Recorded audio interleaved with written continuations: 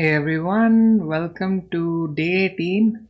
My name is Gaurav, and today we will be building a Spotify clone using Tailwind CSS, vanilla JavaScript, and HTML, and we'll be using Wheat as our bundler. So, how are you guys doing? You can let me know in the comments.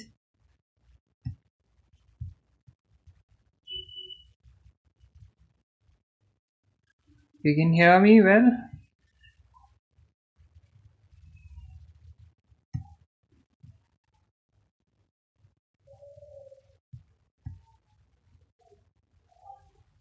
All right. So I thought we'll end the JavaScript portion of the course with a big project, which gives you the experience of building a full-fledged app. And I thought that we'll use the Spotify developer APIs to build a Spotify clone, cover some of the basic functionalities like viewing playlist, seeing the tracks in a playlist, playing the playlist tracks. So those are some of the things that we'll be building. Let's get started.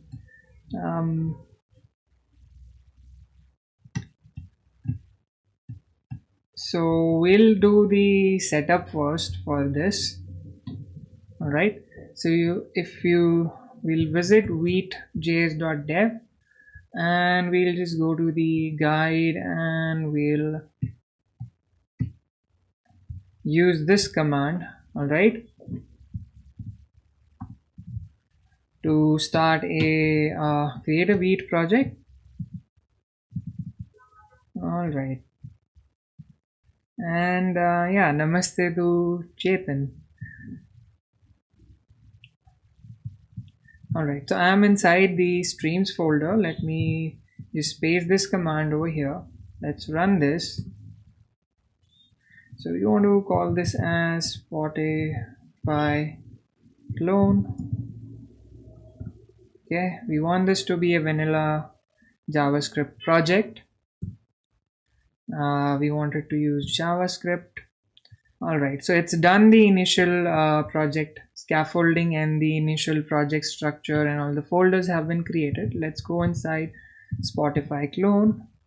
Let's take a look at the files. So these are the initial files which have been created. Let's do npm install and yeah, and let's open VS Code over here. Once this command is done,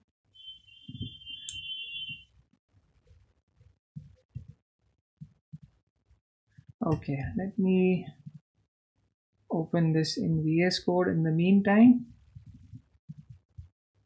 Let's go to file, open folder, let's go to documents, and then Devsnest. Let's go to streams, and we can see this folder has been created. Let's open it.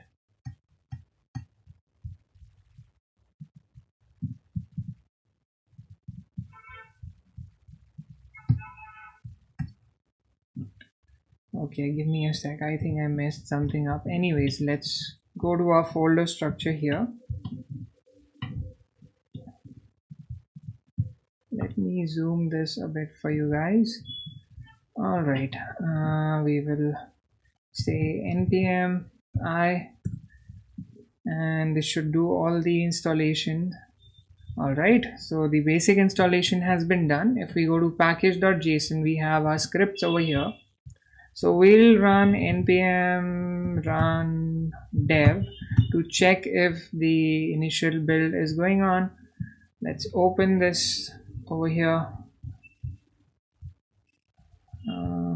Let me copy this URL. It has loaded but in a different window.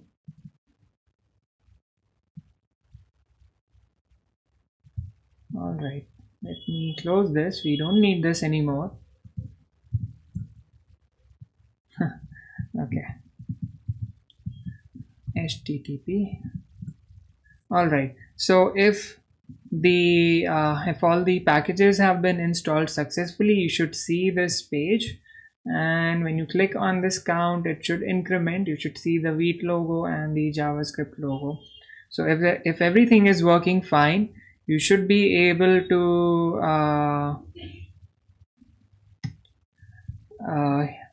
see this page. So are you guys able to hear me loud and clear?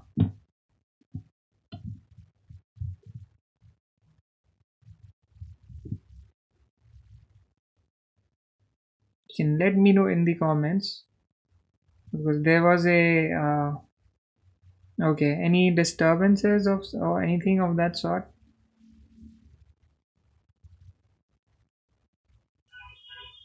All right, so I'm assuming you guys are able to hear me well. Let's do one thing. Let's make a few changes to the setup. All right, so what we will do is we will go to the package.json file. We'll create a new script. Let's call it as start. Okay, and here what we will do is we'll say wait, we'll use port 3000. Okay, and we will provide the open flag so that the browser automatically opens whenever we are running this command, and we want this to run on port 3000. So some basic changes. Let me close this. Let's try and restart this. So we'll say npm start, and it should execute this script which has these commands. And we'll also provide the host option so that you can run this on your local network with an IP address. All right, so you can see that it is doing all of these things. Let's try localhost 3000, and yeah, once again we can see all of the files and it's working properly. Okay, so just a slight change over there. Then the next thing that we want to do is we want to make some changes. We want to get rid of all of this starter code because we will be adding our own files. So what we will do is we'll create a new folder. Let's call it as src, short for source, and move all of these files. Let me just skip javascript.svg, move all of these inside the source folder. Okay, and we have to define a Vite config so that now it understands these files need to be picked up from the source folder. Let's take a look at how we can do that. Let's go to the config page, and we will use this particular configuration option. Okay, let's create a new file.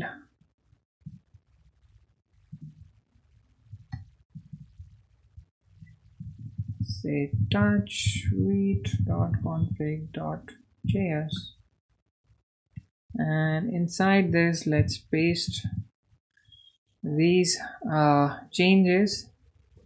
So we are defining a configuration file which whenever we run the Vite command, it will go through this file and we will be setting some properties over here. So what we want to do is we want to say that the root folder for this project is src. Okay, and let's try our localhost now. Okay, since we have made changes to the config, we will have to rerun this command. Okay, it's saying that style.css is in there. Okay, we forgot to move this file. This also needs to go inside src folder.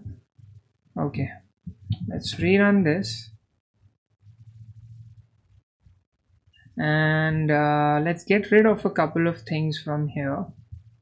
We're no longer using the JavaScript logo, so let's get rid of that. And yeah, I think which should take care of that. JavaScript logo is not defined. Yeah, we need to remove this variable as well. Actually, let's clean up this entire piece of code from here. Let's remove this wheat image as well. And now you can see that we are still able to view this, just the images are gone and the counter part is still working. So the redirection to setting source as the root, that part is working. Let's get rid of all of these files one by one. So we don't need counter.js. I'll remove this. We also do not need javascript.svg. Let's move that to trash. Let's get rid of this as well. Git ignore and all of those things, they are fine. All right, so let's take a look. Setup counter, we no longer need this. Let's get rid of this as well, and this function as well. So you can see that we just have this hello wheat code going on.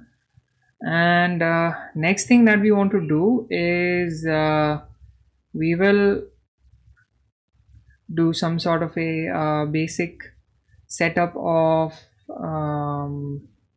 give me a sec.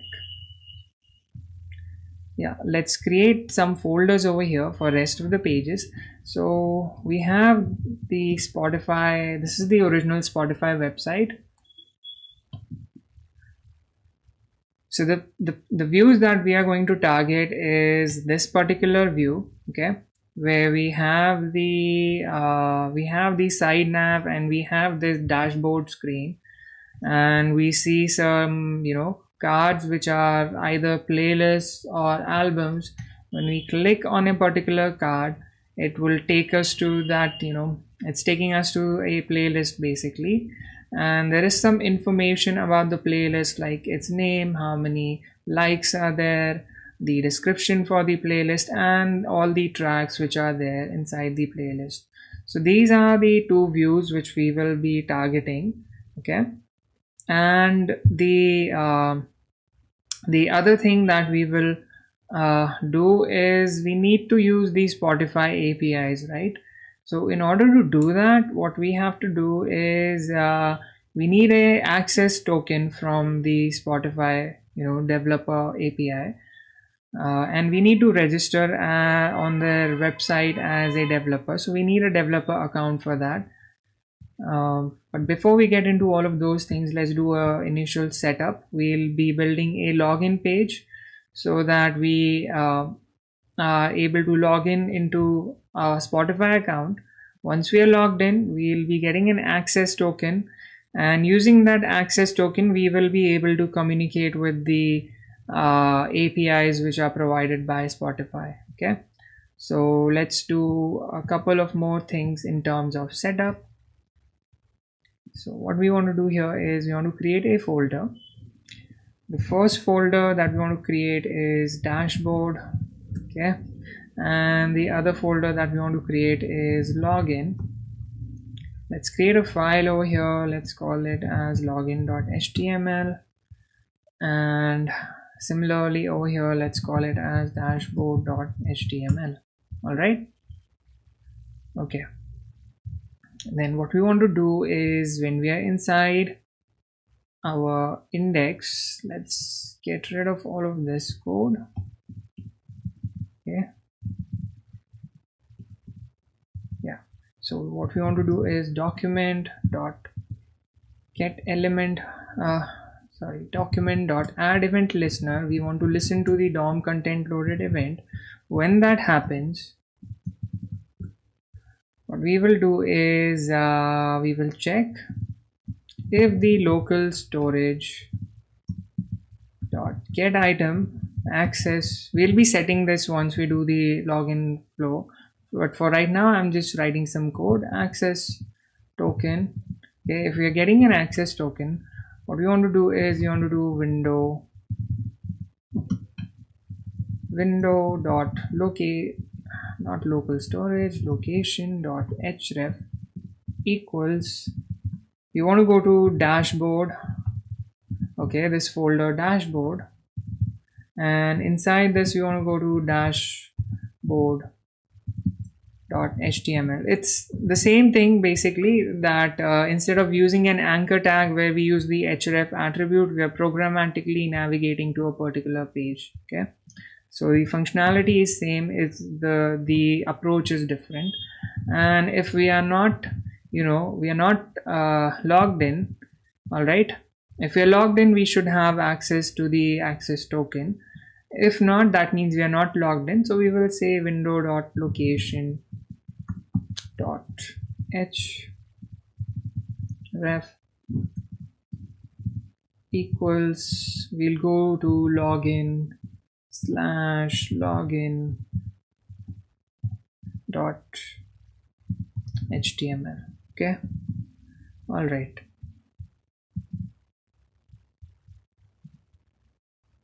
And let me add some dummy code over here. So this is the Spotify player and h1 welcome to dashboard. Okay, and similarly over here what we want to say is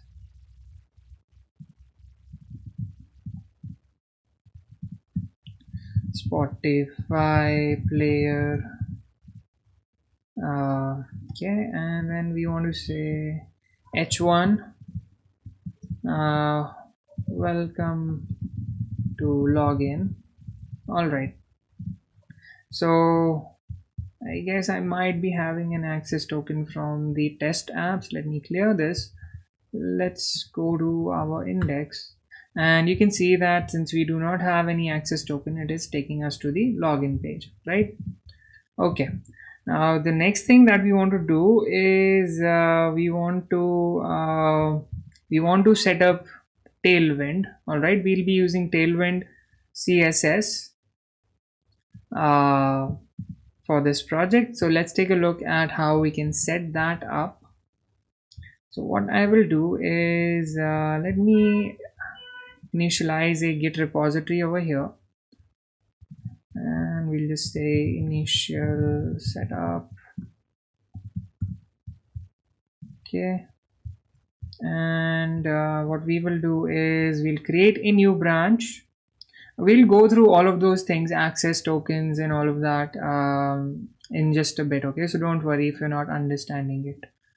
Okay, so let's create a new branch, git check out -b tailwind setup. I'm creating these branches so that when you view the source code, you can go to the different branches and check out at each stage where we were at, and it will help you go through this project when you're going it on your own. All right, okay, so we are in the page. Let's take a look at how we can do the setup for Tailwind. Okay, let's go to the Tailwind website, tailwindcss.com.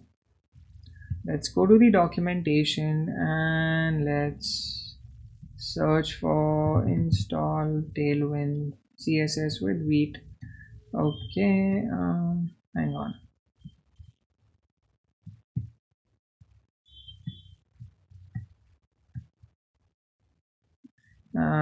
Hang on one sec. All right, so we are in this getting started page. We need to go inside using post CSS. This is the one which we need to take a look at. Okay, all right, so I will just copy this command.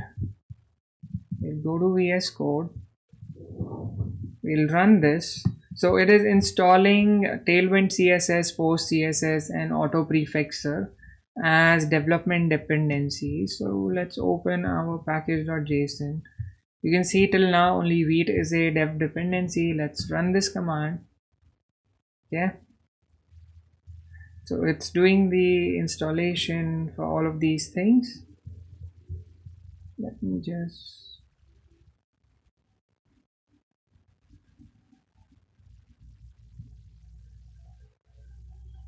installed all of these packages.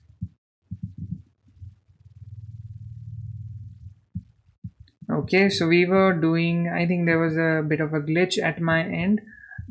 So we were installing all of these packages, right? And you can see that they have been installed. Okay, and then the next thing that we want to do is we want to create a Tailwind config file. So this command allows us to do that. You can now see there's a Tailwind config file which has been created, and the next thing that we want to do is we want to go inside this file, and we want to set this property, okay, content.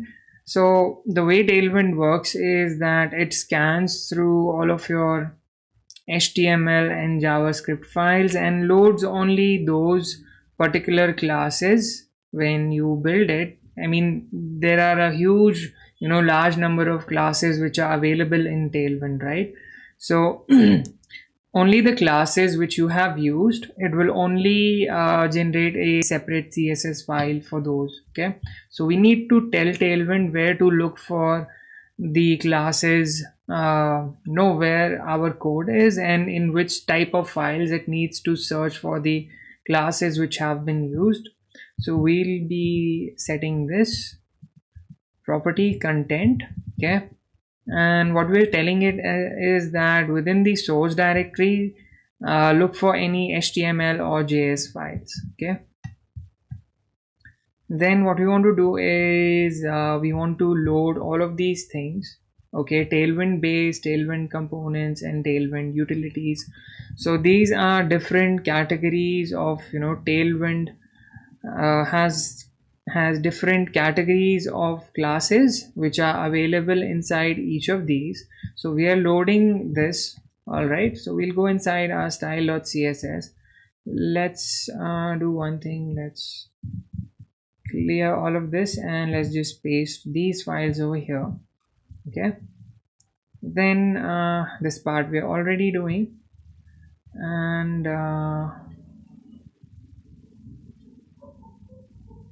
we also need to create this file, right? Post css.config.js. This is basically we need to tell that we're using Tailwind CSS and auto prefixer. So let's do that. Let's create this file outside over here. So post css.config.js, and let's paste the code from here. Okay,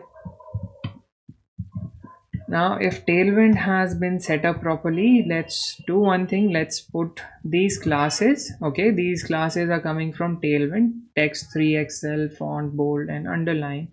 We'll go through some of the examples so that you guys get an idea, but right now I'm just doing these setups so that Tailwind starts working within our project. Okay, all right, so I'll just copy this and let's go inside our login page and let's set this to the class, and let's do one thing. Let's link the CSS file. So we're getting all the Tailwind styles from styles.css, right? So let's go back to this file. Let's run, let me clear the console once, and let's run npm start. Okay, let's go back to the browser. Let's do a refresh. So it's saying it's not able to find style.css. Okay, this needs to be .. Yeah, like this. Now it's giving us an error. It's telling us that since we are using ES module scope, we cannot use a .jas extension. because this particular post CSS config is using a common JS, module syntax. So we need to just change the extension of this file, and I think that should do the trick. Let's save this and let's rerun. Okay, we'll say npm start now. Okay, and you can see that Tailwind CSS has started working. If we inspect this, let me expand this a bit.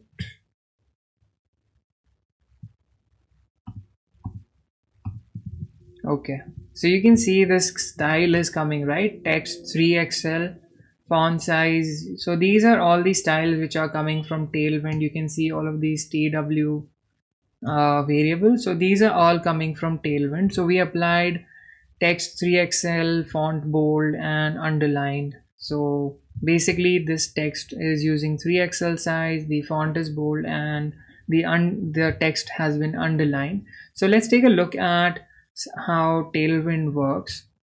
So if you go to the documentation, right? So we have done this installation part.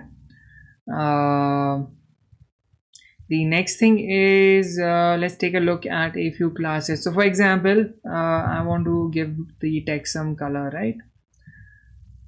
So there are different colors available. Suppose I want to give it a let's see, a red color. Okay, so I will say text red, and this is 100. This value determines how light, the lightness or the darkness of that color.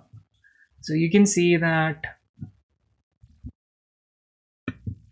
this is a lighter variant, and if we move towards 500, it is much darker. So let's use something like text red 300. Okay, let's go inside our login. Let me paste this. Let's save this, and if we come back to our website, you can see that it has this color text red 300. Okay, so the advantage of using Tailwind is that it provides us a set of utility classes. Okay, so just because I wanted to give the the text to have the red color, so there's a utility class known as text red, and we can give different values like 300, 400 to determine how dark that color should be. Let's make it 500 now. So you can see that it's much darker now, right? And similarly, there are other options available as well. You have utility classes for backgrounds, you have utility classes for borders, shadows, filters. So all of the basic CSS properties that we have learned so far, and even many more, they're all available in Tailwind as utility classes. So for example, I want to give a background color, for example. So I can make use of this class bg indigo. Suppose I want to give this background, give this particular h1 tag a background. Okay, let's try this out, and you can see that this indigo color has been applied. If I want to make it lighter than this, I can give it 300. So you can see that it has become lighter, right? So this is the benefit of using Tailwind. You can create whatever you want, but you don't have to define your own CSS classes. All of them are available, and you can do a lot of customization. So it is different compared to other UI frameworks in the sense that they have their predefined classes. You apply those classes, you get a certain look and feel. Each particular UI framework gives you a certain look and feel. With Tailwind, you can decide how your app will look, but it will just allow you to do the development much faster, because it is just providing you utility classes. You're not writing CSS on your own anywhere. Whatever you need to do, you can apply a combination of all of those classes, and you will get the desired appearance, right? So it was pretty straightforward over here. Suppose I want the text to be, twice XL, for example. So it has become smaller than before, right? So let's take a look. Let's search for text size, for example, or rather font size. So you can see we have these classes, right? Text SM for small, base, large, XL, 2XL, 3XL, and so on, right? So these are the different, and if you want to change the, so these are all the properties or the utility classes related to text, right?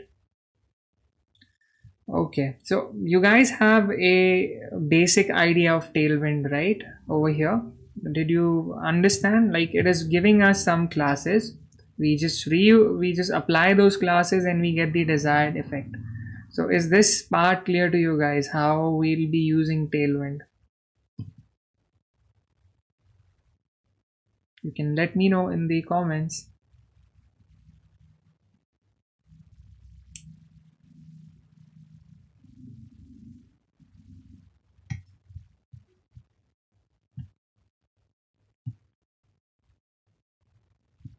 Okay, let's take a so I hope the basic idea is clear, and as we work on this project you will get more familiar with Tailwind.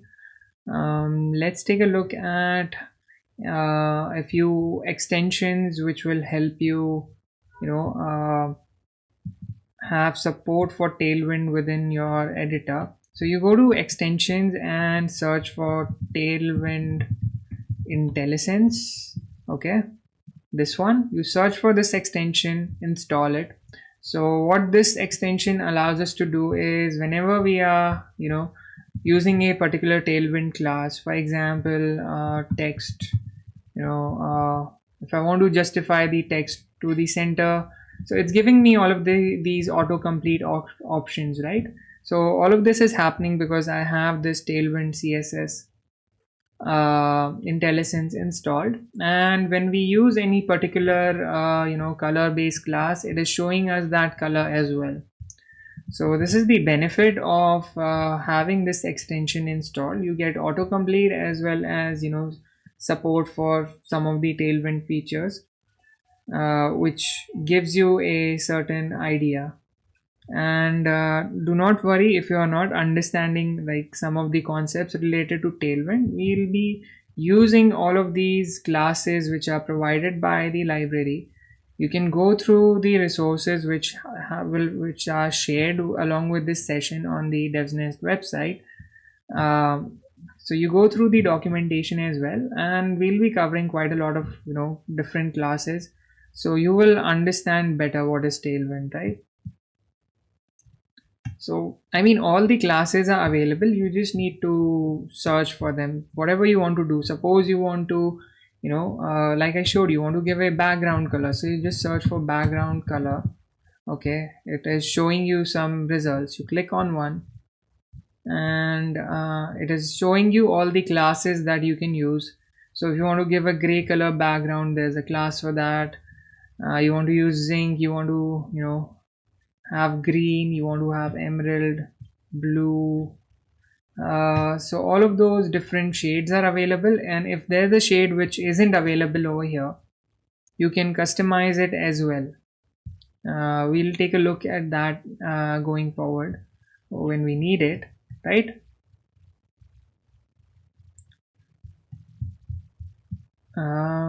So there's a doubt as to what are the different folders that we have created. So some of the folders came along with the installation when we set up the Wheat project for this, right?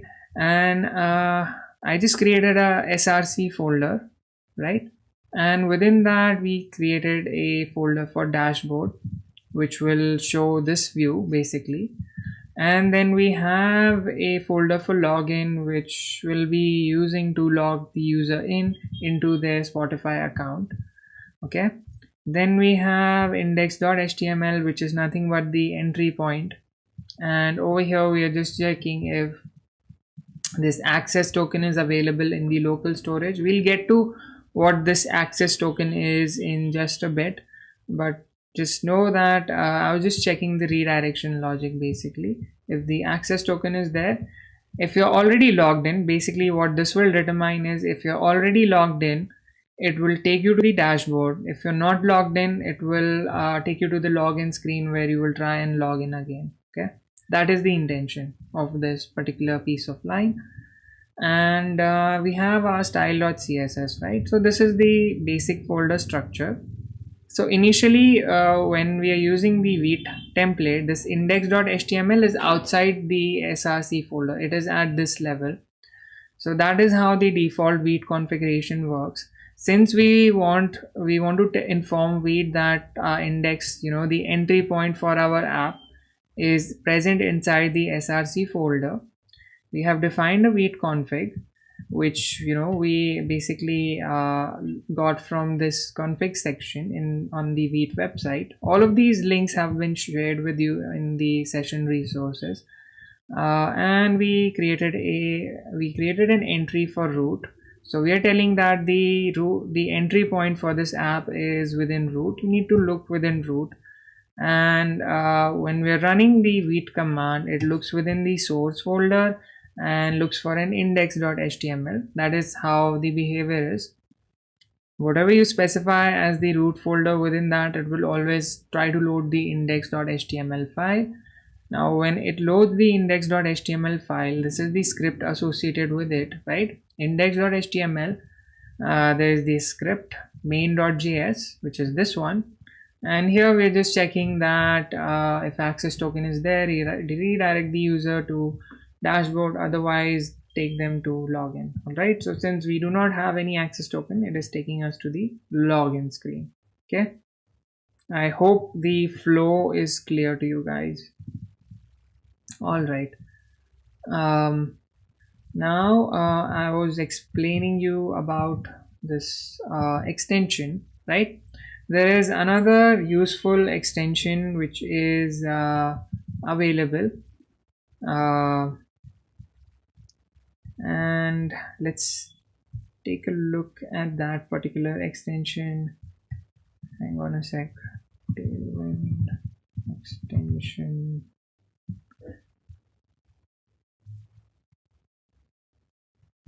Give me a sec.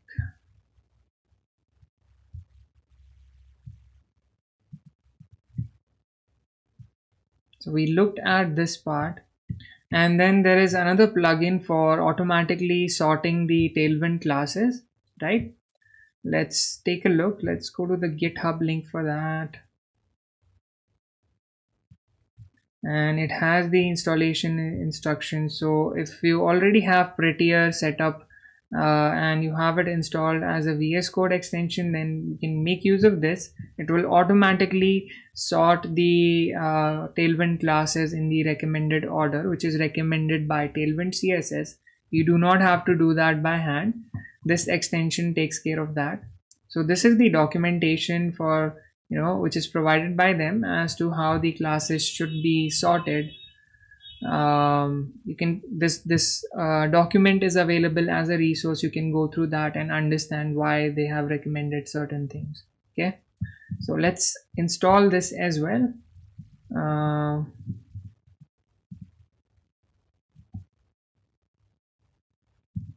Let me paste this, npm install, and this is the developer dependency as well. Let's do that. All right, so it has installed this, and you should see the entry for Prettier plugin Tailwind CSS. Now what will happen is I have this option selected, format on save, which basically formats the code in my VS Code as per the Prettier configuration, right? So if I save this, just take a look at this order. Okay, if I save this, it will reorder all of the classes based on the order recommended by Tailwind CSS. So the background color should come first, then the text center, then font bold, and why in this order, all of this has been mentioned in this document, and this document is shared with you guys within the resources associated with this session. Okay. All right. So we have done the basic setup for Tailwind, and the Tailwind classes are working as well. Let's do one thing. Let's commit all of this. So we're adding all the changes, and let's just commit the messages. Tailwind setup done, and let's go to master, and let's merge this branch. Tailwind setup. Okay, so we're back in master and Tailwind setup has been done. Let's create a new branch. We'll start working on the login functionality now. All right, so we'll say git checkout -b for a new branch login. Okay, so we are inside login now. So let's understand how we are going to use the Spotify API. Let's check out their documentation. So we go to developer.spotify.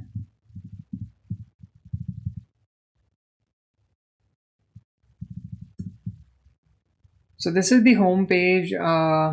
You see, I am already, registered. You need to go inside dashboard. Okay. And it will ask you to create an account, login, and all of those things. I have already done that. You do that when you are, working on this project. So we will be creating a new app over here. Okay. So we will call it as Spotify Devsnest, for example, and to learn how to use Spotify APIs and build some functionality. Okay, I understand. So we click on create. This should create an app and you should get this client ID basically. We'll come back to this page a bit later on. Now let's go to the docs. Okay, and let's click on quick start. So basically it is giving us some information as to what the Spotify API is, and here are the instructions of how you can set up your account and register an app and all of those things, right? So some basic information is available here. We'll go to the guides. Okay, and we're interested in the web API guides. Now we want to look at authorization guide, right? So this will give us information how we will be able to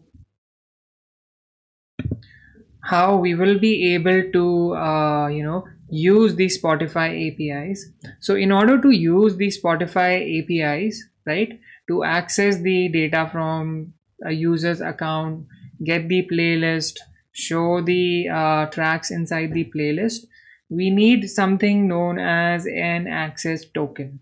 All right, this access token is provided by Spotify. All right, so we need to authenticate ourselves.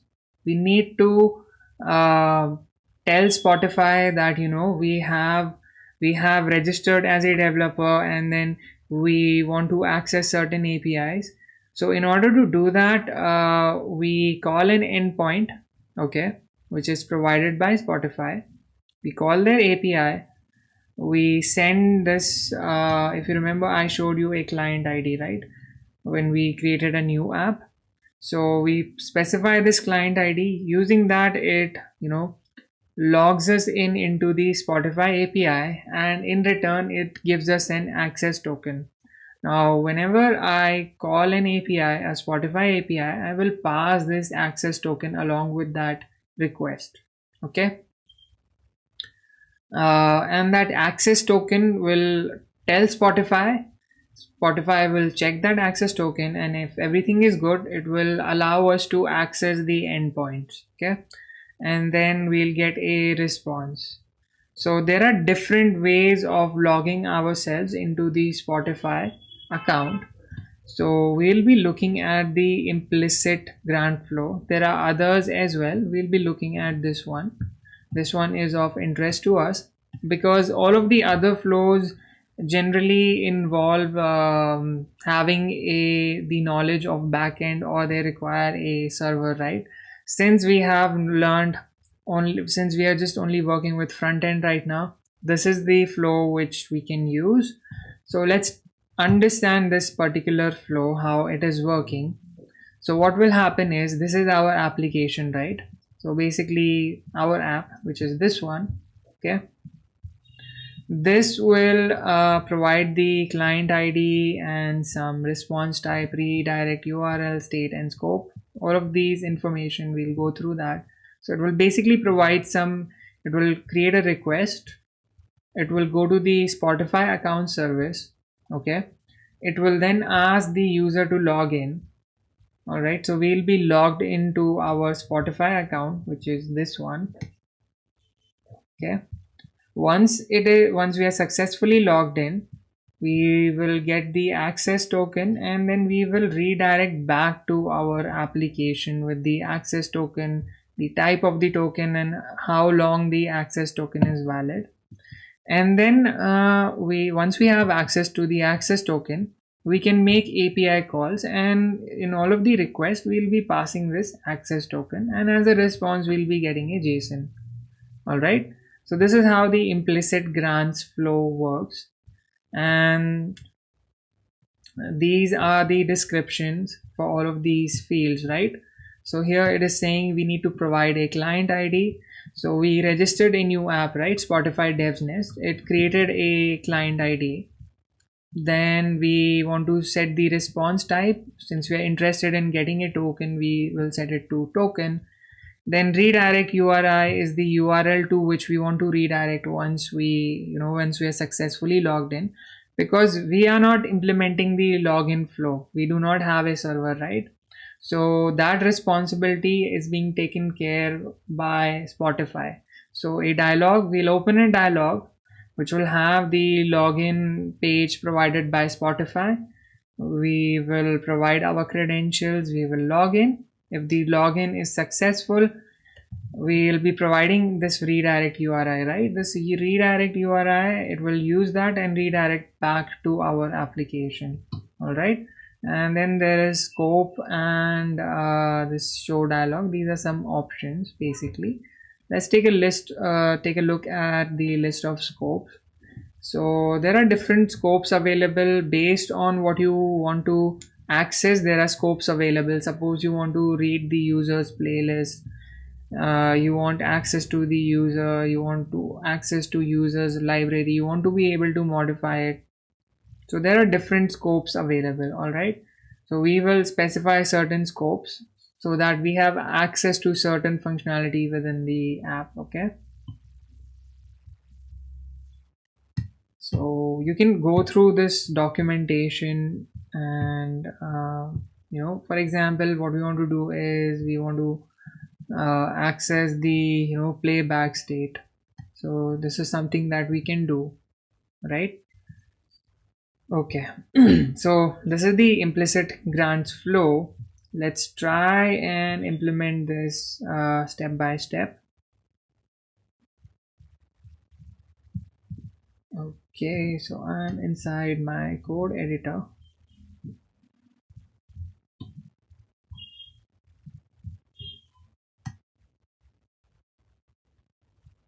Let's create a file over here, login.js. Okay, and we'll come inside, we'll link the script, we'll set the source to login.js, and we'll set the type of this script as module. Okay, all right, so this JS file has been linked to this page.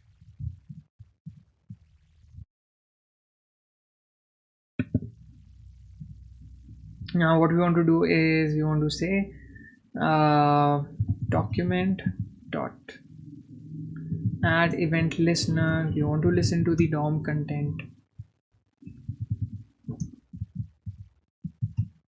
loaded event. When that happens, we want to perform certain actions. So let's take a look at what all we want to do.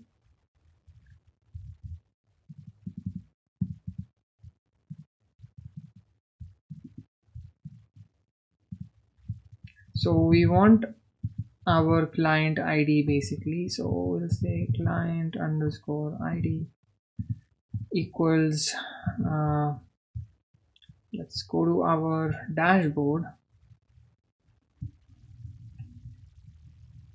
and let's do a login. So this is the one that we are interested in. This is the client ID. Let me copy this. So you guys generate your own client ID and use that. Alright, so I've created a constant which I'll be using in the login flow. Let's do one thing. Let's define users and access. Or rather, let's click on edit settings. And here we want to specify a redirect URL. So when the login happens successfully, we want to redirect back to login page, right? Because we'll be leaving our website, going to Spotify's login page, and then if the login is successful, we're telling Spotify that it needs to come back to our website if the login is successful. So we need to basically inform Spotify what are the different URLs to which it can redirect back to, which URLs are safe to redirect. So we want to redirect to http://local host 3000 /login/login.html.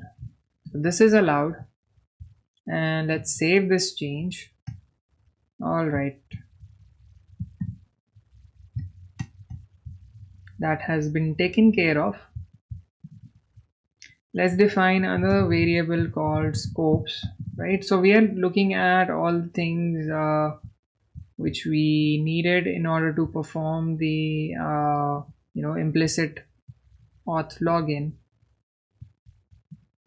implicit branch flow, basically all the fields which we need. Here's an example of that as well.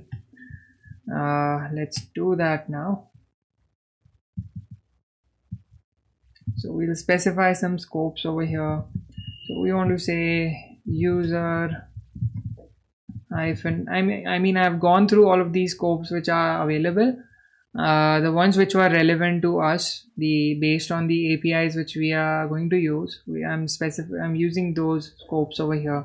So user top read, then user follow read, the artist which the user is following, basically for that playlist read, we want to read the playlists of the user and the private ones as well, and user library hyphen read, we want to be able to access the user's library as well from the Spotify account, right? Okay, then the next thing that we want to do is we want to authorize the user. So let's create a function, authorize user. Okay,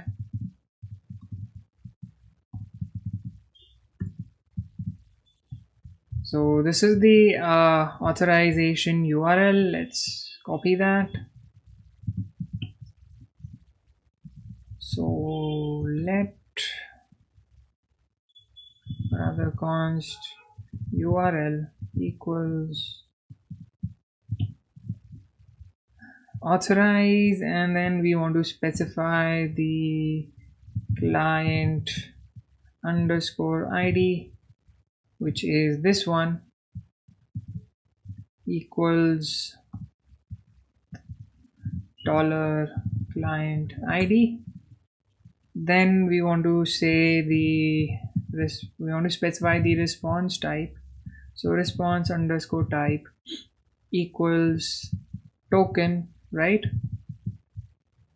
We looked at that in the documentation. Then we want to say redirect underscore URI. this is the one which we specified in the app. So we'll just, for now, we'll just create a redirect URI redirect underscore URI. Okay. So this is http://local post 3000. This is where our app is running. We want to go back to the login screen, right? I think it will make a bit more sense once the implementation is complete. You guys will understand this a bit better as to what is the meaning of this redirect URI. So this one equals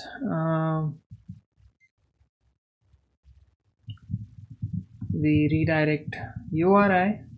Okay. All right. Then the next thing that we want to provide is the scope, which is equal to $scopes, and we want to show a dialog. So we will say show underscore dialog and set it to true. All right. And what we want to do is we want to open this URL, right? Within a, we want to open this as a pop-up. So we will use window dot open. We give it the URL that we want to open. Let's give this a title, which is login, and let's give it a height and a width as well. So let's give it a width of say 800 and a height of 600. Okay, this is the size of the window. All right, now what we want to do over here is we'll create a let's create a button over here. Button, let's call it as login, and let's save this. Let's give it an ID.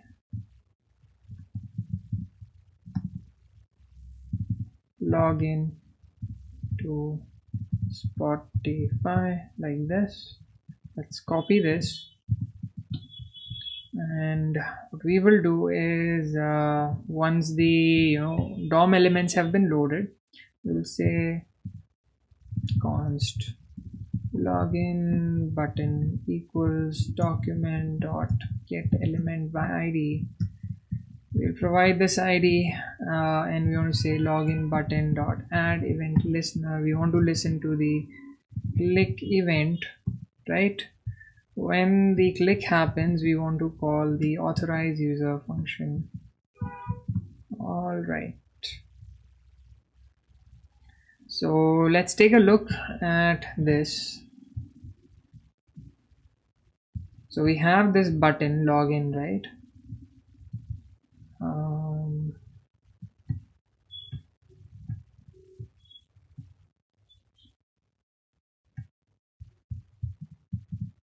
Let's give it a background class PG. For example, we'll use black, and we'll say text white. Okay. So when we click on this, it's opening this dialog. Let's take a look at why we're getting this invalid redirect URI.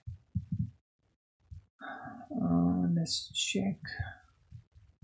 HTTP localhost 3000 login. Oh, it should be login.html. All right, let's try this once again.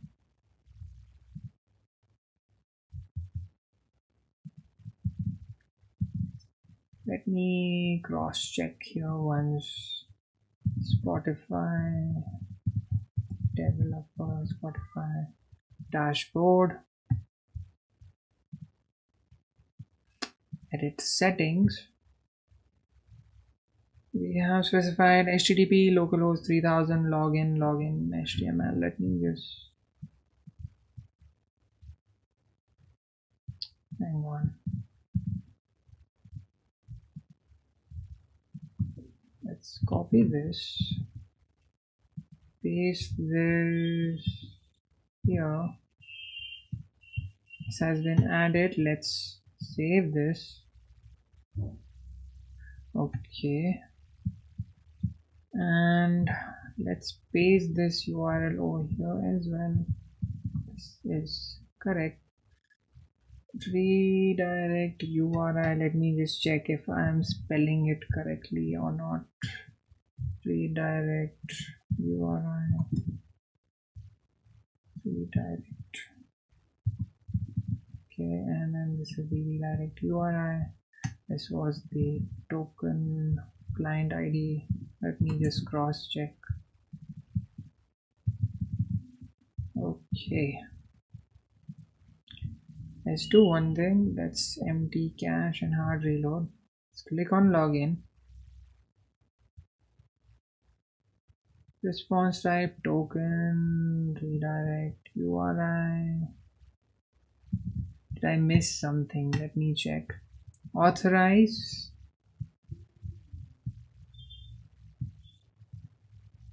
Then client ID. Authorize question mark client ID equals client ID, response type equals token, and redirect URI equals redirect URI.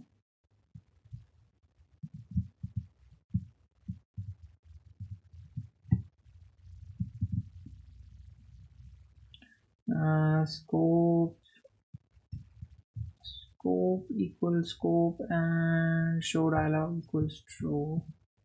Okay, just to be sure, let's rerun this. Let me close this. Okay, so now it's working correctly. I think it was because I had moved, I had pressed the enter key over here. It was breaking the structure of this URL. So that is why it wasn't working properly.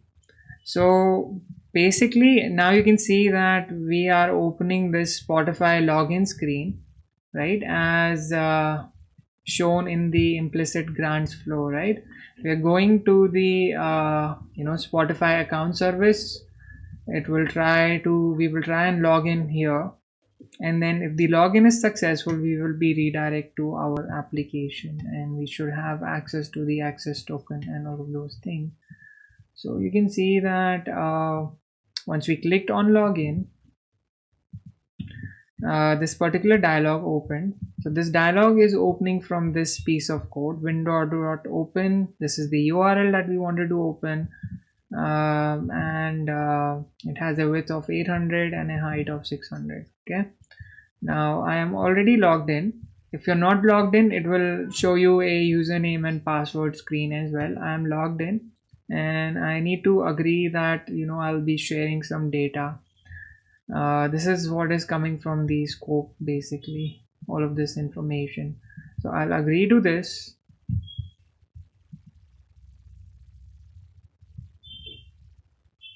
Something went wrong, check our help. Yeah, because I have not implemented the part of how to handle the if the login is successful, what needs to happen. That part has not been handled, so we're getting this error. Okay, so I just wanted to show to you guys that this dialog should open once we click on login, right?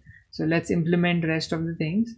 We can take a quick break over here. If you guys have any doubts, you can go through those. Let me know in the comments.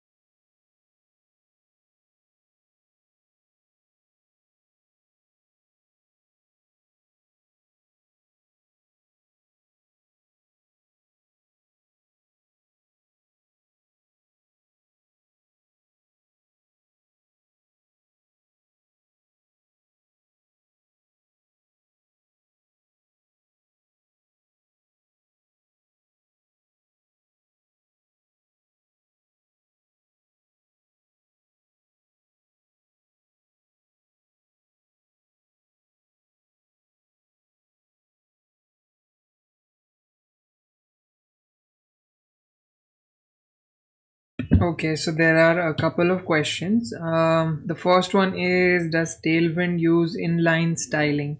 No, it doesn't use inline styling. You can see that if we inspect this element, we use the class text white, right? So there's a class defined for it. Tailwind has classes. That is why we're using this class. These are all coming from Tailwind. We gave it a black background, so that is also coming from Tailwind. So it doesn't use inline styling. If you take a look, uh, we had our style.css, right? Its contents have been replaced by classes coming from Tailwind, basically, right? So it only has those classes now which we have used so far, like BG Indigo 300, BG Black, Text Center, Text 2 Excel. So that is why we, if you remember over here in the, where is it, Tailwind config file, we are saying that it needs to go through all of the HTML and JavaScript files within the source folder, and it goes through them. It checks which classes of Tailwind we have used, and it's basically extracting only those classes. It's adding only those classes to style.css. The rest of the things are some basic styling, some things like setting the margin to 0, some default styling for the tags. All right, so it's not using inline styling. Then there's a question from Varun that he's not able to type in the terminal. Yeah, that's true. You can't type in the terminal once it's running. So you can open another terminal instance and then you can run rest of the commands there, right? That is what I have done over here as well. Okay, there's nothing wrong with that. Then there's a question, line number 6 and 7. Line number 6 and 7. Are you talking about login.js, Bikram?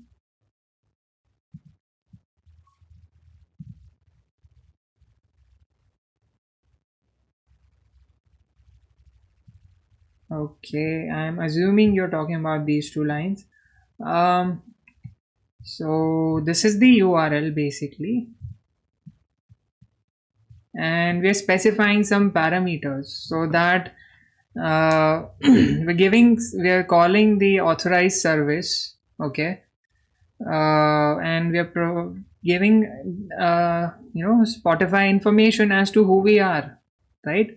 If you log in to Gmail, you tell Gmail, right, who you are by providing the username and password. Similarly, we have created an app, so we are telling that we are this app. That app gave us a client ID, so this is telling Spotify who we are. Then if all goes well, we want to redirect back to our login screen, right? Here we are specifying the scope as to how much of the user's data we are going to read. So we are going to read the users playlist, we are going to read a users library. These are all terms which are coming from Spotify. So if you take a look at the Spotify app, right, you have this library section, you have playlists. So those are the things that we want to read. Okay, all of this has been given in the documentation. So just to save time, I'm not going into much detail, but all the links have been shared with you. I recommend that you go through those. All right, and these are basically just informing Spotify what all things that we are going to need from you, to access the data. All right, and we want the response as a token. So once we have been logged into the system, Spotify gives us a token, and using that token we'll be able to make further API calls, access further services provided by Spotify. There's a service for accessing a user's playlist. There's a service available for reading the user's library. So whenever we want to get all of that information, we will be using the access token which is provided by Spotify. So let's implement that flow now so that you guys get a better understanding. All right, so what we want to do is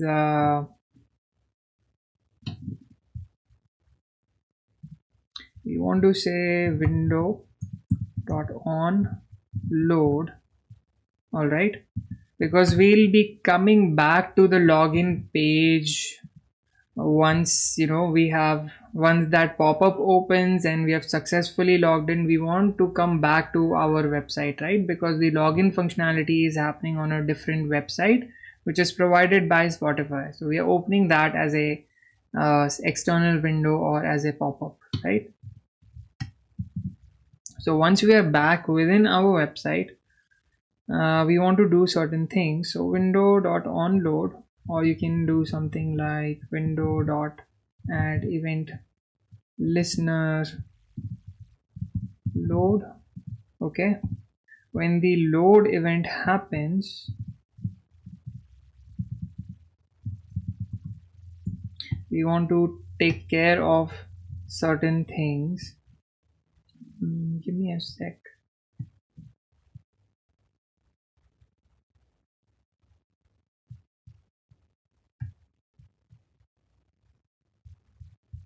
Okay, so first of all, this load event might happen. We want to check if we have the access token in the local storage. So we'll say local storage dot get item access token. Okay, let me create a constant out of this.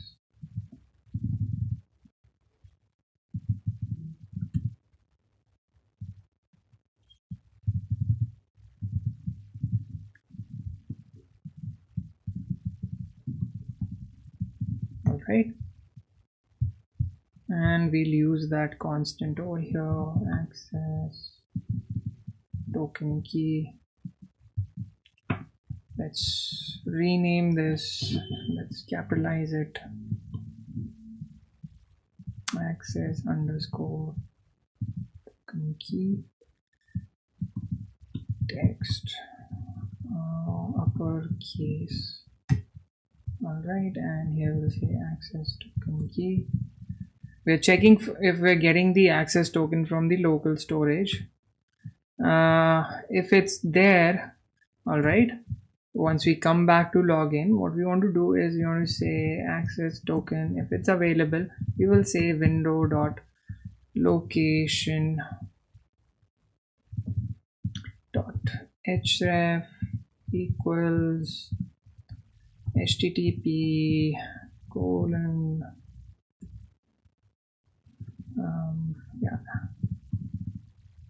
localhost 3000. So I think I'll take this as well inside a constant.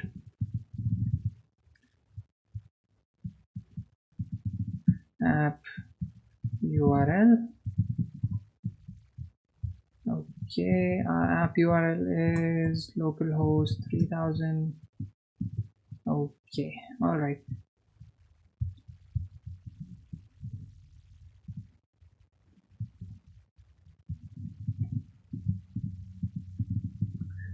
So we want to set the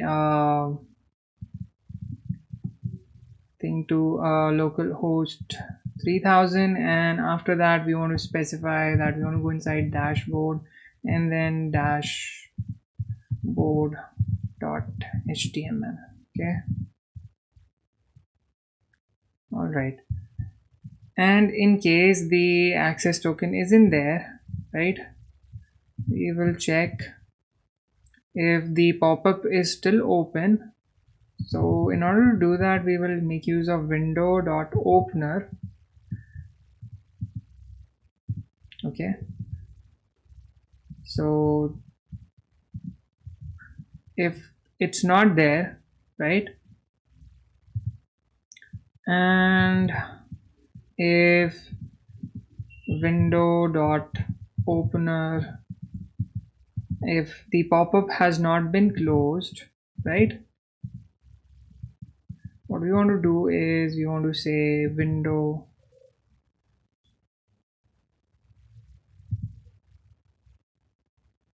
dot, we want to focus on that window. All right, and we want to check if if the login window was closed by the user. If any of those things happen, so let's add another check for that. Window dot location dot href dot includes error. We'll get an error if something wrong happens.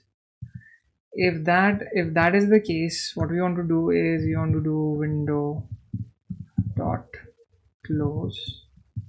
Okay, and otherwise, if everything is fine, we'll be getting the access token from the location. So let's log that to the console. It's console.log window.location dot hash.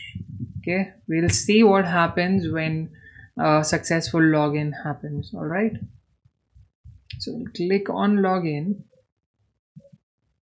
It's opening this pop-up. Let's go inside the sources and let's go inside login.js. Let's add a breakpoint over here. I made a mistake. Window dot close. All right, so there's a refresh. Hang on, am I missing something?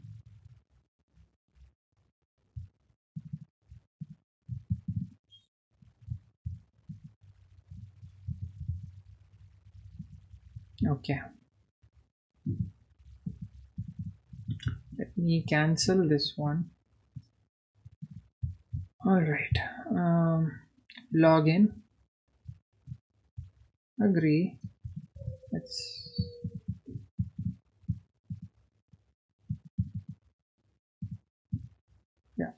agree.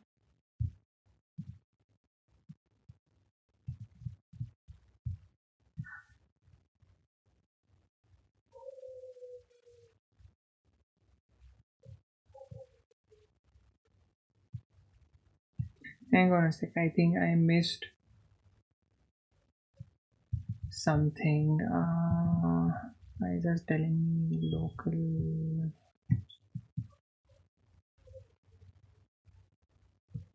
Window dot opener closed window on focus, and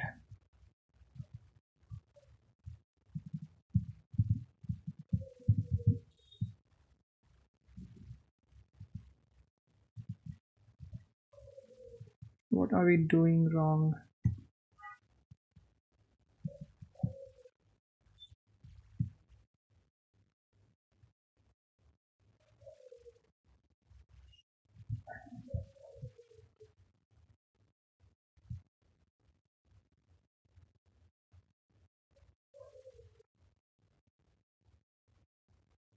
App URL is missing a L.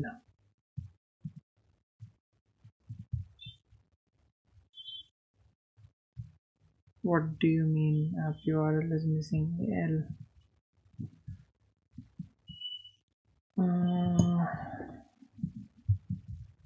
http://log.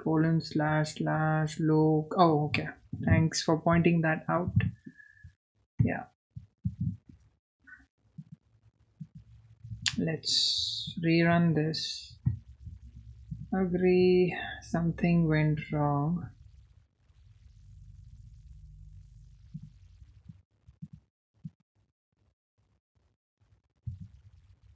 Hang on a sec. What am I doing wrong?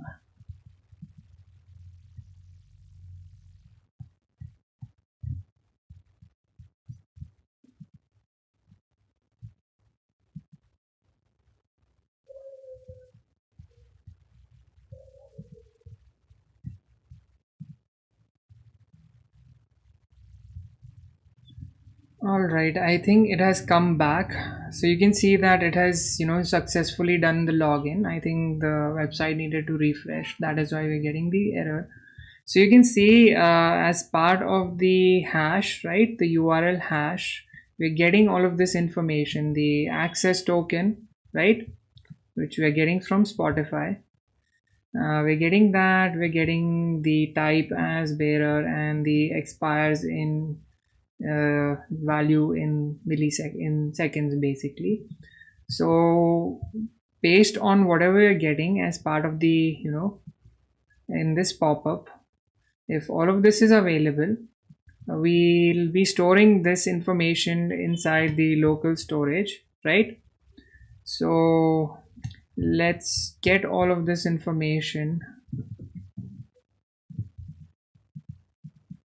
So you can see that if I bring this over here, if I do window dot location dot hash, so all of this information is now available to me, right? Access token equals something, and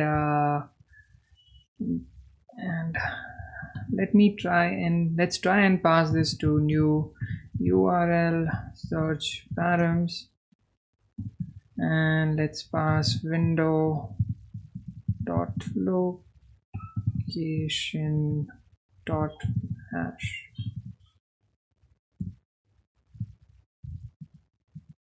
And let's try to do a get on access underscore token. Hang on a sec. Access token is so and so. All right. Give me a sec. Let's rerun this, and let's just call replace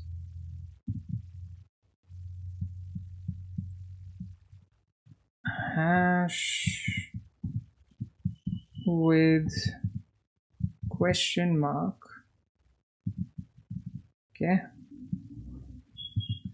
dot get access token. So we are trying to read all of these values. So you can see that we're getting each of these values individually. So using URL search params, it's a built-in JavaScript class. Whatever you're getting as part of as a query string parameter, you can pass that particular part, and these keys, right, access token and all of that, you can basically provide this key and you will get its value, right?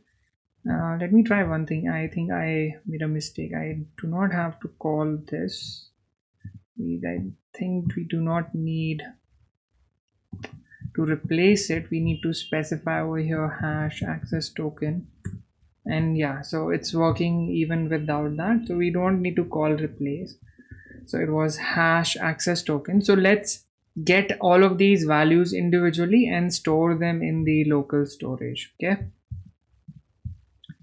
All right, let's come back to our code. So you can see that this is available as part of the location hash, and let's do that now. So const hash equals window dot location, and then we want to get certain values. So const access, let's do one thing. Let's pass this to the URL param. So search params equal new URL search params, and we pass it the hash that we are getting. Okay, and what we want to do is you want to access the access token. So that is nothing but search params dot get hash access underscore token. Okay, Similarly, we want to get the token type, so we will say search params dot get what is it called?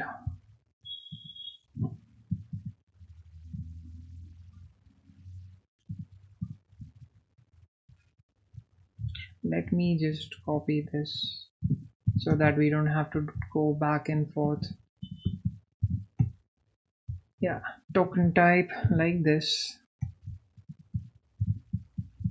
And similarly, we need the expires in const expires in equals search params dot get expires in.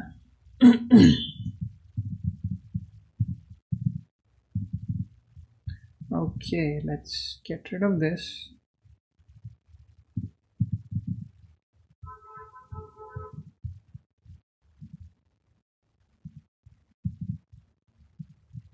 All right, and what we want to check is, if you notice that once we clicked on login and the login happened successfully, the login page opened inside the pop-up, right? So we want to close the pop-up. So we're saying if access token is there, okay, we are going to say window dot close. We want to close the particular pop-up, and we will say window dot opener, right?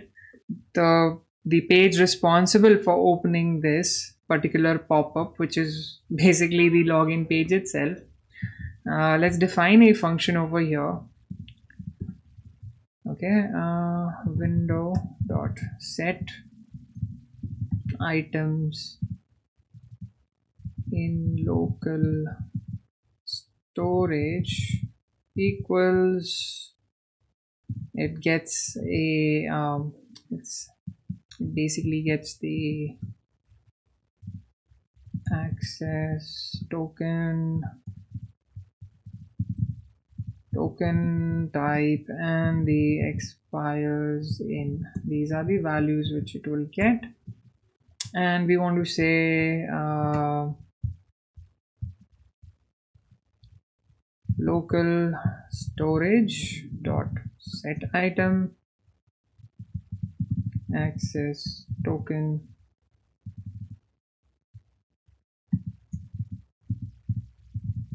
comma access token, then local storage dot set item token type comma token type, and then local storage dot set item expires in comma expires in. Okay, so we're saving certain information associated with the app inside the local storage, and when we have access to all of this, we're getting all of these from the hash. If it is available, we want to close the pop-up, we want to go back to the opener of this pop-up, right?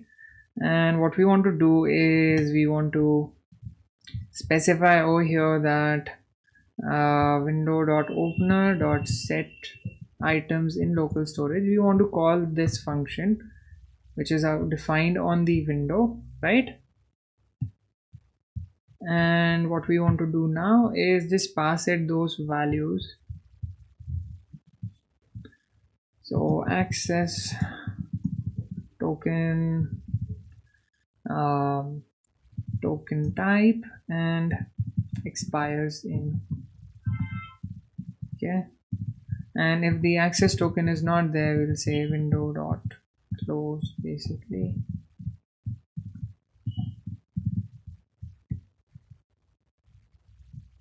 All right, let's see if it's working properly now.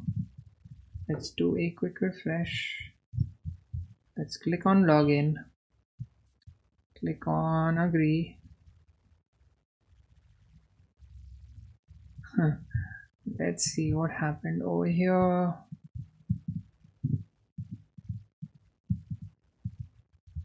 So we have everything. Let's open the developer tools for this.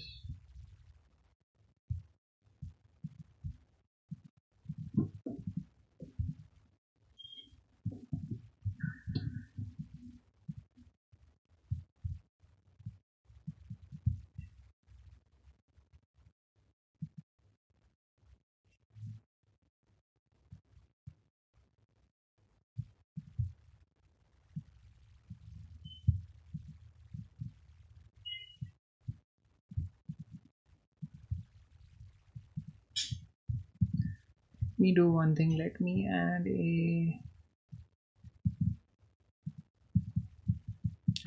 add some log statements over here so as to understand what is going on, or rather let's add an alert inside opener.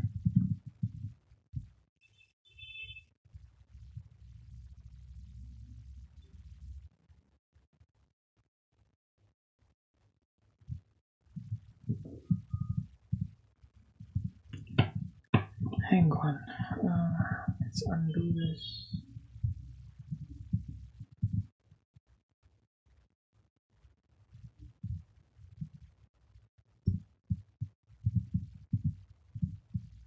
So this piece of code basically identifies whether we're inside the pop-up or not. Once the pop-up has been, once it's inside the pop-up, it should show that inside the pop-up basically.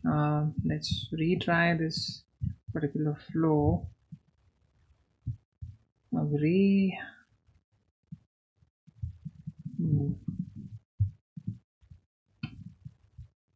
Guess it's not allowing us to do that.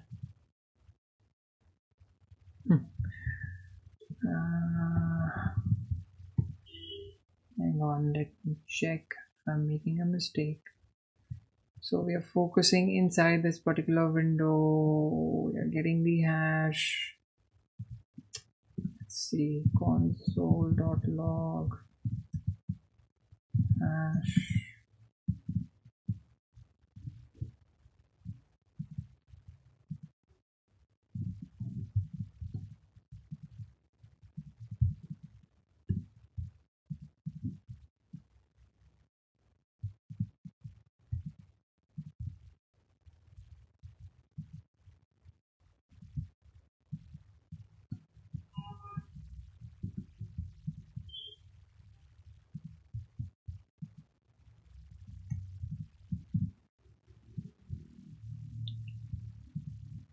Okay, give me a sec. What is going wrong?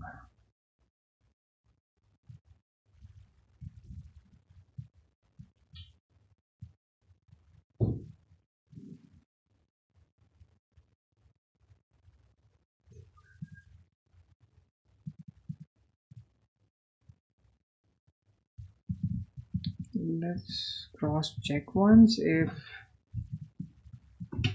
setting all of that inside the local storage.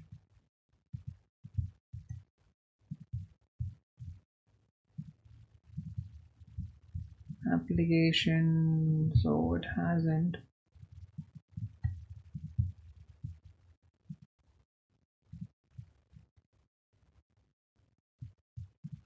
Let's check what's going on. Window not opener, so this condition is true and not window opener. All right, so we need this particular check over here.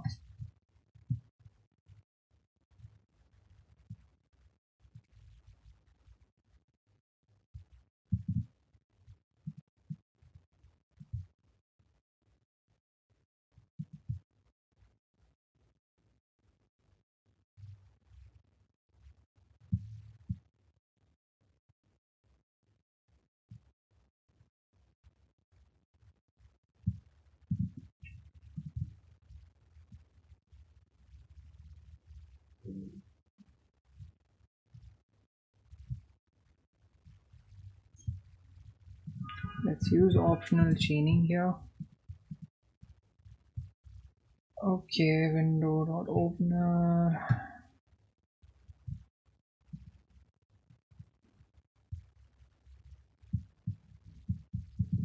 hang on a sec.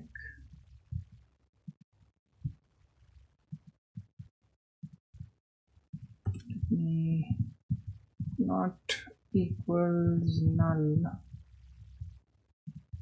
and if the opener isn't closed, let's reopen localhost 3000. We're inside login.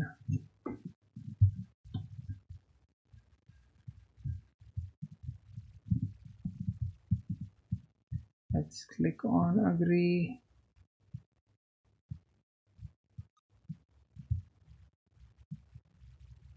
All right, let's see what is going on.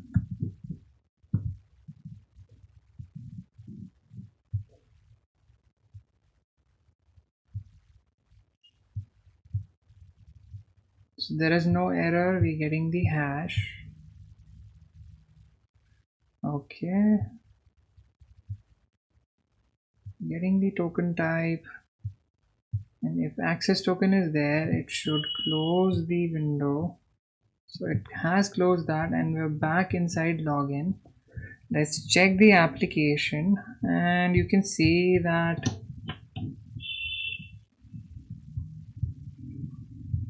it's set all of those things. I think I had made a mistake with this condition. That is why the pop-up wasn't closing. So I'll explain this entire flow again, because we were facing some code issues, right? So we have the access token set in the local storage. We're getting the expires in, and we're getting the token type as well, right? So the flow is like this. Once this particular window loads, right, we're checking if the access token is there. Okay, if it's not there, if it's already there in the local storage, then we are redirecting to the dashboard, and then this piece of code determines whether we are inside the pop-up or not, whether this login page has opened inside the pop-up or not. If the login page is inside, we're inside the pop-up and the login page is loaded, we are checking if there is any error or not. If there is no error, if there's an error, then we close that window, and if there is no error, then we are getting the hash from the location, right? Then we are passing that hash to this class, which allows us to access the properties of the hash using key value pairs. So we're getting the access token, then the token type, and then the expires in. All of these three values we're getting from the hash. Then what we're checking is if this access token, okay, if this is available, then we're closing this pop-up. Then the window which had opened this pop-up, all right, so like this window had opened this pop-up, right? We're calling the set items in local storage function on that, right? And then this function gets called, and it sets the access token, token type, and all of these, these three values inside the local storage. And then if the access token is there, then we're calling this function. Otherwise, we're just closing this pop-up. If the access token isn't there, that means there's some problem with the authentication. Now, since the user has been logged in successfully, you can see that we have been redirected to dashboard, right? So our basic flow is working.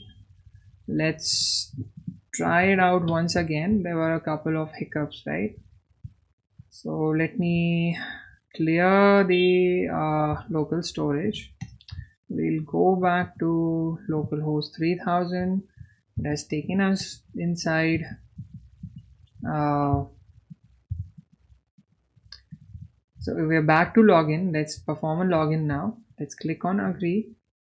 Now everything happened successfully. So we are back inside the login screen. Okay. And what we want to do is, since we're logged in successfully, we should.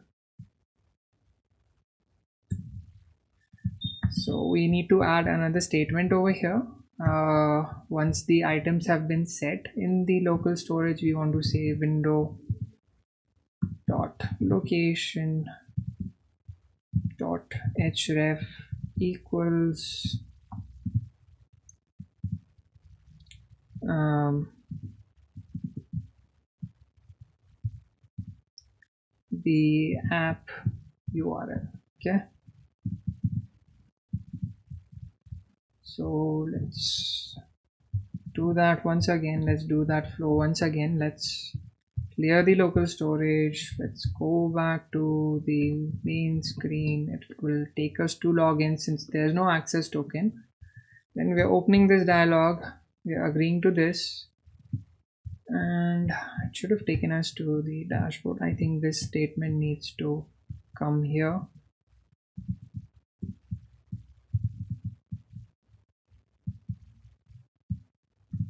All right,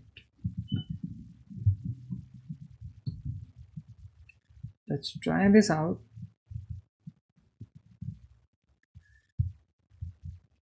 Okay, we're back inside login. We click on the login button, click on agree, and you can see it has redirected us to the dashboard. Okay, so once the user has been successfully logged in, we are taking the user back to the dashboard. Now let's take a look at some of the APIs which we will be using to to display the information, display the playlists within the within the dashboard. So let's go to the Spotify developer accounts. Let's go to console. Here we have certain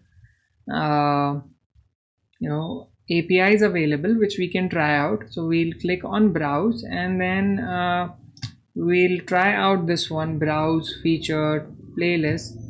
So you can specify it certain options and you can give it a token. So we have our token available in the local storage, right? Let's get the token from there and let's try it out.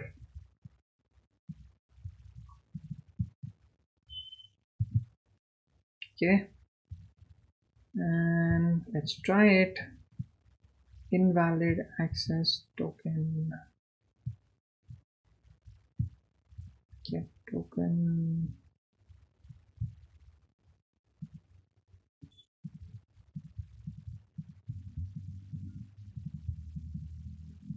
I'm just checking some of the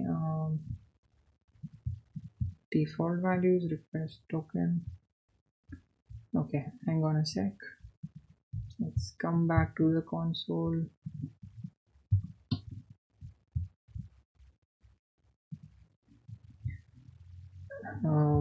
Let's select browse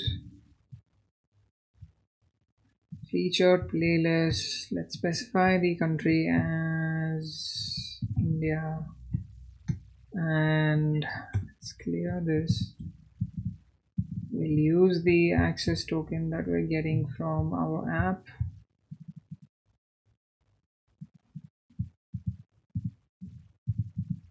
Let's paste this here and try it, and you can see we're getting a response, right?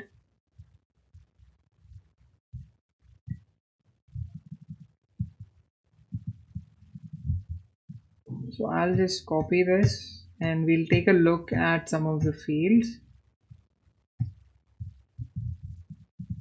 So those of you who are confused as to what was the use of the access token, so it is something that Spotify gives us, and then we, in order to call their APIs, we need to provide this access token. Only then we can access, get the results from that service. I'll visit JSON hero. Let's paste the JSON and click on go. And you can see that we're getting playlists from this. The playlists have items, and let's take a look at a particular item. So we're getting the image associated with the playlist. We are getting the name of the playlist. We're getting the type of the playlist. We're getting some information about the tracks, and this is the Spotify ID basically. So this is the playlist ID, and this is the description. So we'll be using all of this information to, display this information, like the name of the playlist, the description, and the image associated with the playlist. So this is we'll use this particular API to get the featured playlist, show those, and similar to that we have we'll get the what do you say, a particular playlist from a category as well. So all of the different options are available, we can try them out, but for now let's just design the login screen first. All right, and then we'll work on this particular part. So I wanted to show you this console option. Suppose I want to check out, I want to get some information about the categories, right? So let me pass the token from our app. Let's copy, let me copy this, and let's fill in the sample data. Let's paste the token here, and let's try it out. And we're getting this information, right, about the different categories which are available. So let's take a look at this API as well.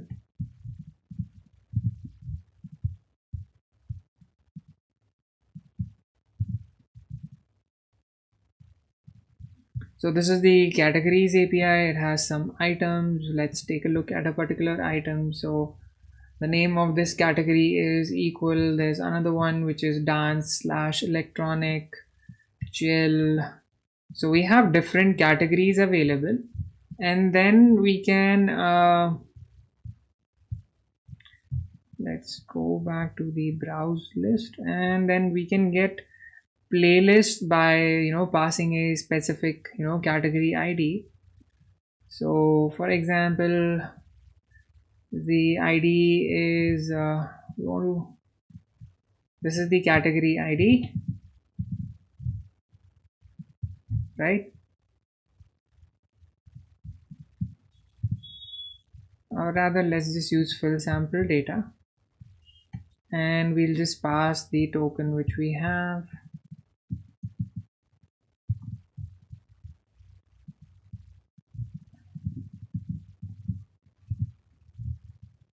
Let's try it.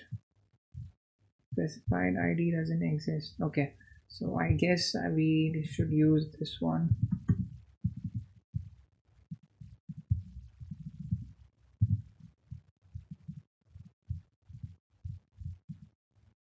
And you can see that it's giving us all the playlists which are under this category. So using these APIs we can display all of the different playlists which are available, and show these cards. Now let's work on the login screen. Okay, let's build that, let's style it properly, and then get back to this page. All right, okay, so I'll just clear this. Let's go back to localhost 3000. It should redirect us to the login screen. Let's build the UI for the login screen, right? Okay, so let's go inside our page, and let's get rid of these. Let's get rid of this, and we're inside the body. Okay, and let's give the body a class. So we'll say class, we want to give it the full horizontal width to the body, and we want to give this a background color. So if we go to the Spotify documentation, right, talks, guides,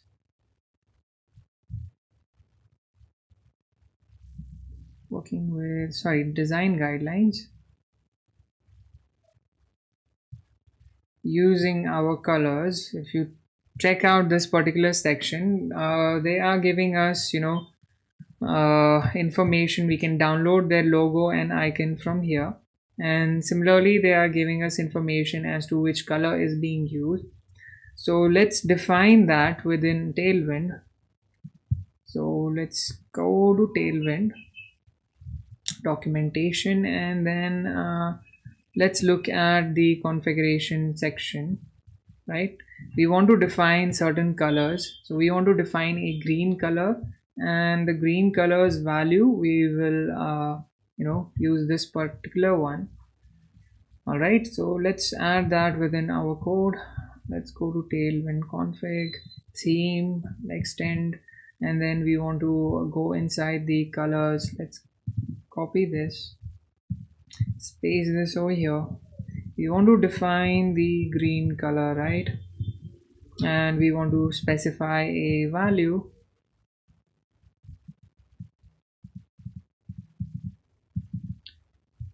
So I have the value available with me. I have copied it already. So it is 1D something like this. I'll just paste that value here. All right. So now what we can do is whenever we write, BG green or text green, it will use this value for green. Okay. Let's go to login, and then we will say BG green like this. Let's save this and let's come back. So you can see that we have this green color. If we inspect this, it's getting this value from here, background color RGB. Let's try this out. Is it the same value that we have set? Let's see, color.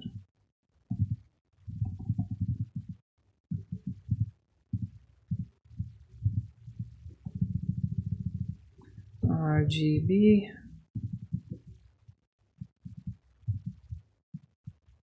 And if we convert this into hex, it is the value which we got from the Spotify design guidelines, right?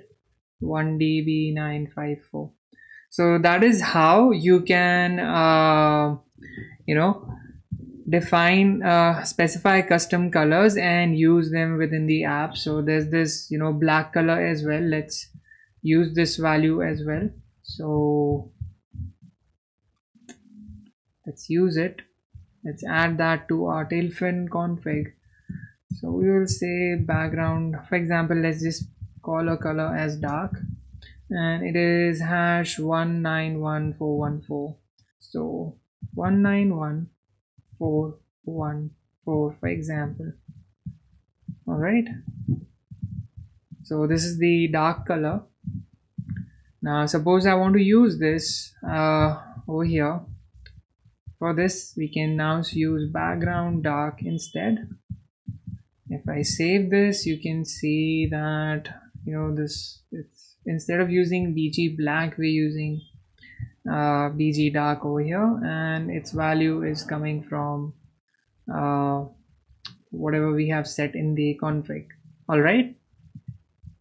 Okay. Now let's design this page.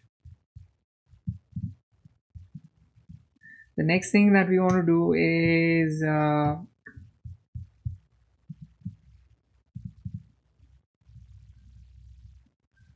let's create a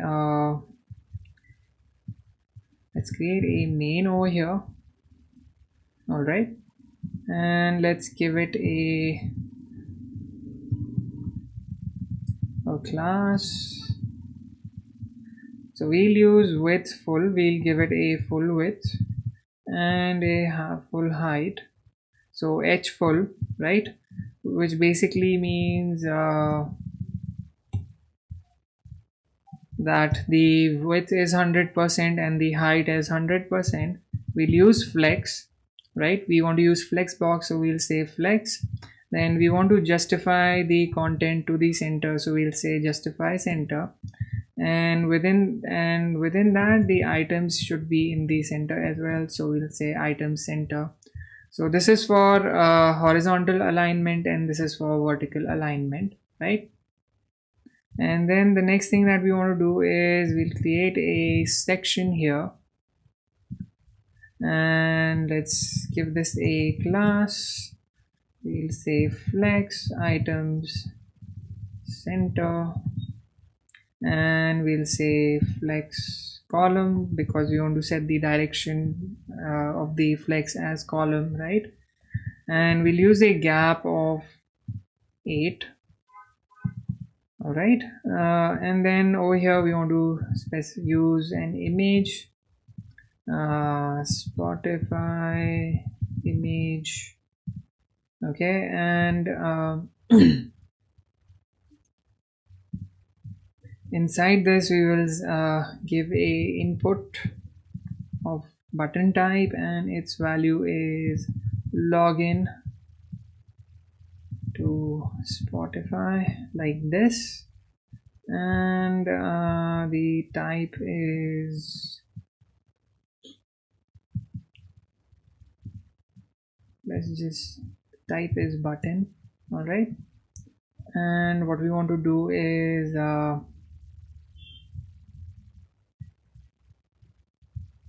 we want to give it a class over here, so we'll say pg dark text white, and we want to give it a width of 64 and a height of 12, for example.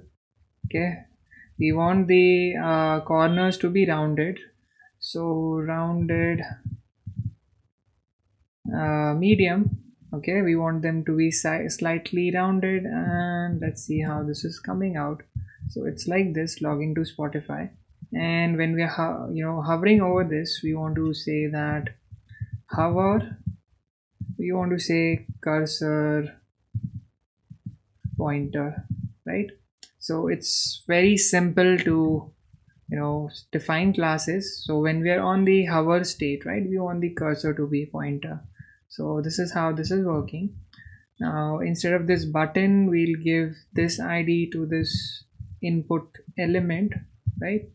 And let's get rid of this. Let's save this. So we have this button available which says login to Spotify, and let's use the Spotify image.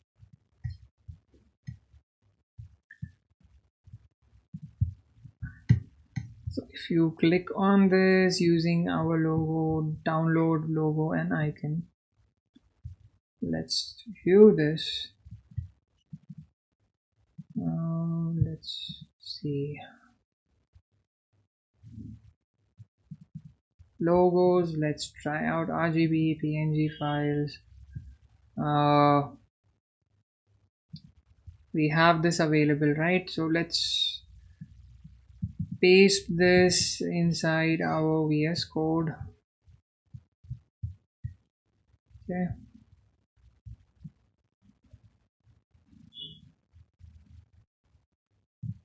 for now I'll just add this here. All right, and let's go inside VS Code.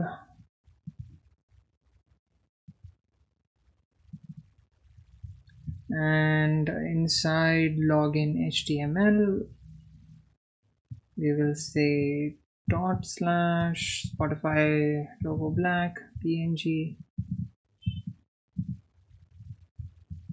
So you can see that we are getting this logo, and we need to give it some classes so that it is taking up the appropriate size. So we can give it a custom height as well. So we'll say class, and let's say h, and if we use square brackets, suppose we want to we want that it takes up 20 view height, 20% of the view height, so we can specify 20 vh like this. So you can do some customization as well. So for example, we were using h12, right? So this was built in, which is basically 3 rems, but instead we want that it should take up 20 percentage of the viewport height, right? So we can use square brackets, and this is how we can use, specify custom values. So this is basically saying that the height will be equal to 20 vh. So let's save this. Let's go back to the browser, and you can see that we are getting this image and log into Spotify button. When you click on this, it opens this dialog. Click on agree, and then it takes us to the dashboard. All right. So let me know if so far you have any doubts. You can ask me in the comments.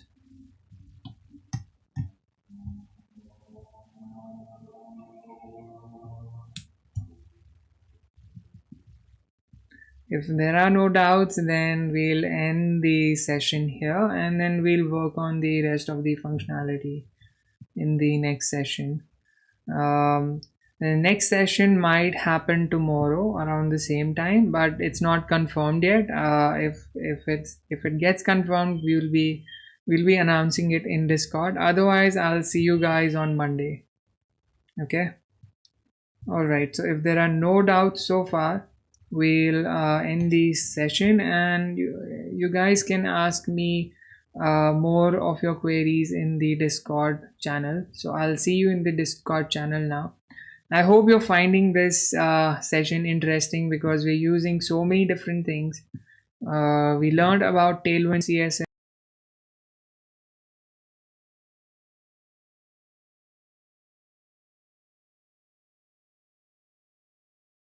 building a app net.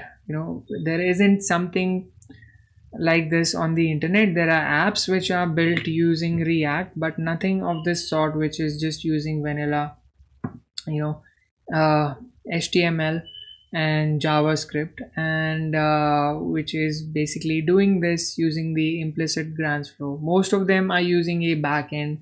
They're using Node to do this, but this is unique in the sense that we're doing the authentication at Spotify and then coming back to our login and then accessing all the APIs.